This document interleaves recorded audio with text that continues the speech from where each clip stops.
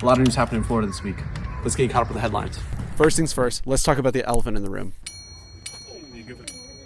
Republican infighting took center stage this week as Governor Ron DeSantis called the legislature back for special session. Now, you might remember from my last video that Republican leadership in both the House and the Senate issued a joint statement criticizing Ron DeSantis for, quote, only having fragments of an idea and, quote, no real bill details for either legislators or the constituents to consider. Well, as a way of sticking it to DeSantis, the Republican-led legislature finally grew some backbone. They gavelled into his special session, immediately gavelled out, and then started their own special session just an hour later. And sure enough, during this new special session B, Republicans introduced the Tackling and Reforming Unlawful Migration Policy Act, also known as the Trump Act. While Democratic lawmakers like Senator Lori Berman and Rep. Anavi Eskamani were introducing legislation to protect consumers from skyrocketing concert ticket prices, and as Senator Kristen Arrington and Rep. Rita Harris filed bills to offer standardized tests in multiple languages for students, Republicans in Tallahassee were spending an average of $50,000 per day in Florida taxpayer dollars, your taxpayer dollars, in order to hold this special session. All of this resulting in a dumpster fire of name-calling and Republicans rushing to pass the Trump Act,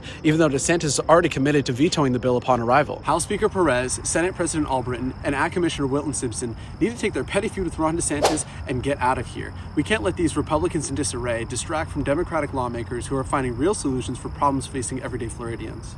Last but not least, we now have Democratic nominees in Congressional District 1 and District 6. Both of these districts have their general elections happening on April 1st. Gabe Alamont is running to represent Congressional District 1 up in the Panhandle, and Josh Weil, who just won his primary election, is hoping to represent the Ocala and Greater Flagler County area in Congressional District 6. Tired of Republican politicians wasting your time and your taxpayer dollars? Are you ready to break 30 years of Republican rule here in Florida? Visit this link below to find upcoming volunteer opportunities and voter registration trainings in your area.